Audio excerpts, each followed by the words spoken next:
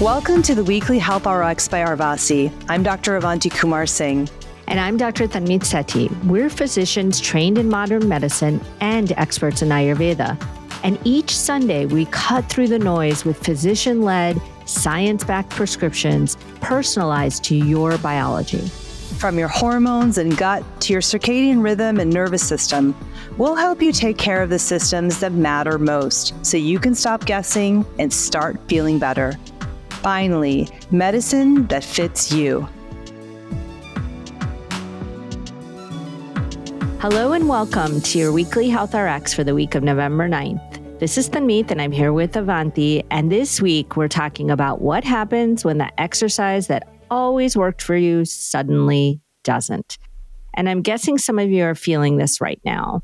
You might be noticing that your usual workout routine, the one that's always given you energy, now might be leaving you completely exhausted. That maybe you finish your morning run or yoga class, and instead of feeling energized, you need to lie down.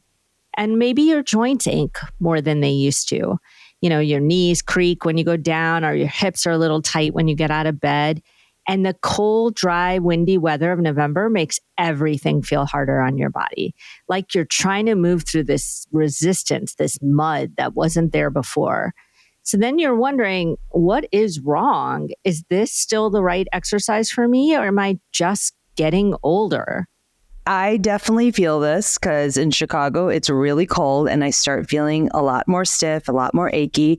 And, I think that it's really important to realize that maybe what you were doing in the summer season is not what you should be doing in the fall season. And that's actually what Ayurveda says. And it's also based on your dosha. And then on top of that, it's based on your stage of life. So there's a lot of different things that are coming into play here.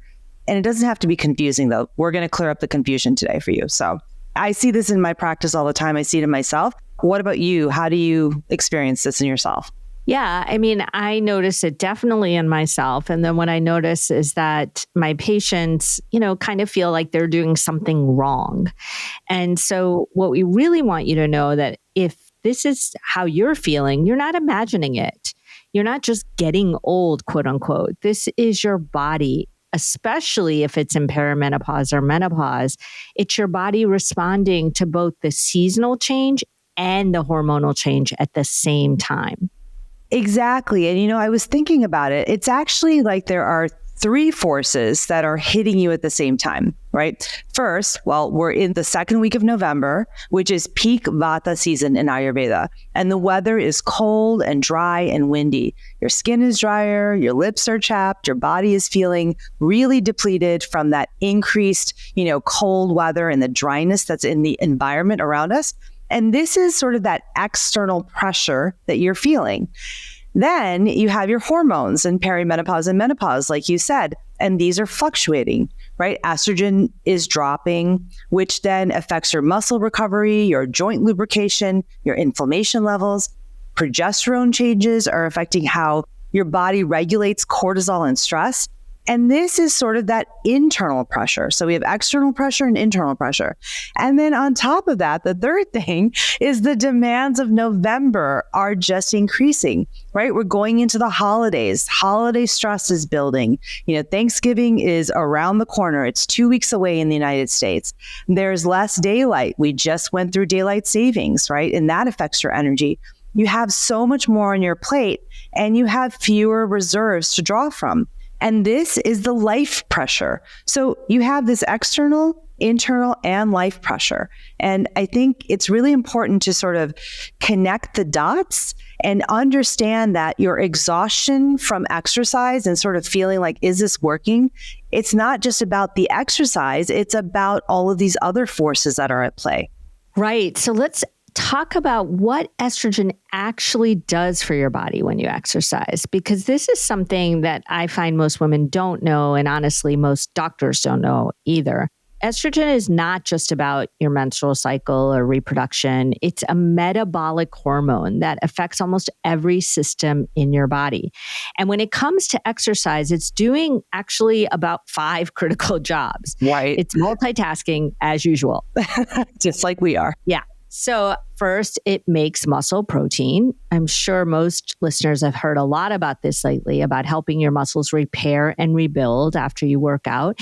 In fact, there's studies like the one from the Journal of Applied Physiology that showed that women with higher estrogen levels had significantly better muscle recovery and less muscle damage after resistance training. So we know that it helps with this. Second, joint lubrication. Estrogen actually regulates the production of synovial fluid, which is the fluid that lubricates your joints. Research published in the Journal of Menopause found that postmenopausal women had up to 30% less synovial fluid in their knees compared to premenopausal women. So it's no wonder your knees feel creaky and dry. And then third, inflammation regulation. Estrogen is at its foundation an anti-inflammatory hormone. It modulates your body's inflammatory response to exercise. And we have studies to show that when estrogen drops, inflammatory markers spike higher and stay elevated longer after exercise. So you might be taking longer to recover than you used to. The fourth one is collagen production. Estrogen stimulates collagen synthesis in your connective tissue. That really means your tendons, your ligaments, the structures that actually hold your body together. And we have research to show that women in menopause have a 50% higher risk of tendon injuries than premenopausal women. You might be feeling that as laxity in your joints. And then the fifth one, body temperature regulation. So estrogen actually helps you dissipate heat during exercise. So you might be overheating more easily now and struggling to cool down. So, when you really look at it, right? Estrogen does so much. Yeah. I mean, it's incredible because I feel like I'm experiencing all of these things. And even though I'm a doctor, I often forget, how much estrogen does exactly. It is a multitasking hormone that really is important. And I think what you're really saying is that, because of this drop in estrogen, in perimenopause and menopause, your muscles don't repair as quickly. Your joints feel stiffer and drier. Your inflammatory response is heightened. You have more soreness and longer recovery. Your connective tissue becomes less resilient, so you have a higher injury risk, and you overheat more easily during exercise. No wonder it's so hard to figure out what to do because you're not feeling that great when you exercise. It's really, really tough. Right. And then, when you actually think about what's right for your body in this fall season, which is a Vata predominant season, then there's even more complexity to it. But we're going to really explain what the Vata season adds to this picture. Right, Avanti? Yeah. In Ayurveda, we understand that the qualities in your environment affect the qualities inside your body. It's not metaphorical. It's actually physiological. Right? Vata is made of air and space, and the qualities of Vata are cold, dry, light, mobile, and rough.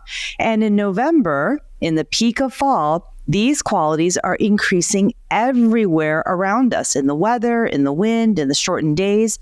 And so when you do this high intensity, depleting exercise in Vata season, especially exercise that might be cooling or drying or overly mobile, like, long runs outside in cold weather or, a lot of jumping and bouncing movements, you're actually adding more of the same qualities of Vata, more dryness, more cold, more depletion.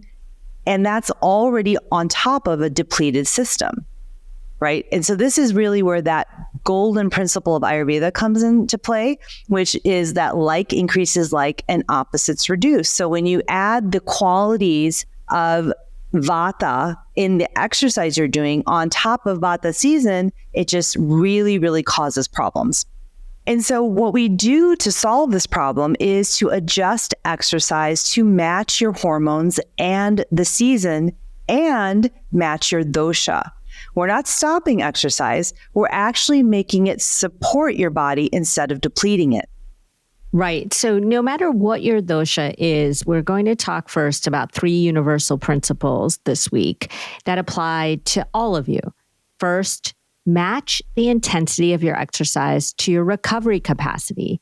So what that means is if you're a woman in midlife and perimenopause or menopause, your recovery capacity has changed.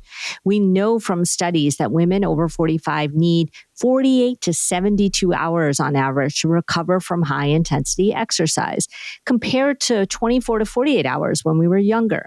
So this week, if you're doing any high intensity workouts like HIIT or intense cardio or heavy lifting, reduce the frequency to every other or third day. Give yourself a chance to recover. Secondly, prioritize joint-friendly movement. Because remember that synovial fluid statistic and research I was telling you about? Your joints need movement that lubricates, not a pounding kind of movement. So this week, reduce impact whenever possible. You really want to, avoid jumping and quick movements and try really things like walking or swimming or moving at a less impact. Third, warm up more and cool down more. This is the one I never adhere to. I'm going to tell you right now because I'm Vata and I just want to get my workout done. Yep. And so I just don't think I need to warm up or cool down. I'm just like ready to go. But that's not true, especially when the temperatures drop, because then your connective tissue literally becomes stiffer. So we know from studies that we can increase the risk of muscle and tendon injuries by up to 40%. So really, think about that this week, adding 5 to 10 minutes to your warm-up. Make your gut body temperature rise before you ask it to perform. And I'm telling you, I have to remind myself of this every time, and I'm still guilty of it. Yeah. And I think these three things alone will make such a difference in how you feel about exercising. And because you're going to feel different after you exercise, you're going to feel better. But, we also know that the real magic happens when you can match your movement to your dosha and then also adjust it for the season. Right. Because it depends entirely on that dosha. You have that unique biological blueprint that kind of dictates whether you need more or less intensity of exercise in November. So, you're a Pitta Kapha, Avanti, right? So in November, you probably need something very different than me. Yeah. I need steady, consistent movement. Like I need to make sure that I have it scheduled on my calendar because that helps to really prevent that Kapha earth stagnation that I can really, really fall into. But then also because I'm a Pitta Kapha, I have to be careful to not overheat my Pitta side with too much intensity. So it's going to be very different prescription than yours than me. Yeah, because I'm Vata Pitta and I need grounding, stabilizing movement because my nervous system is wired, especially at this time of the year. And I have to have it be structured enough so that my scattered energy doesn't get more scattered. And so both of ours are even different from what a pure Kapha would need. So that's why this personalization is so important. Yeah, exactly. And that's why we created the Arvasi dosha data assessment, because the general principles will help all of you for sure. But the personalized prescription, that's where the magic is. That's based on your unique blueprint, your unique biology, and that's what can change everything. So if you want to know what your specific dosha is, you can go to myarvasi.com and take the dosha data assessment. It'll take you about 5 to 7 minutes, and you'll actually discover what your dosha is. And then you'll get your specific movement prescription for this week that's based on your biology and your constitution. It's linked in the show notes for you. Right. So let's recap those 3 universal principles so everyone can benefit from those regardless of your dosha. So remember, it's number 1, match intensity to recovery. Number 2, prioritize joint-friendly movement. And number 3, warm up more and cool down more. And those 3 adjustments will make a significant difference for you. But now we can talk about what this means for you and your dosha. Thanks for listening to the Weekly Health RX by Arvasi.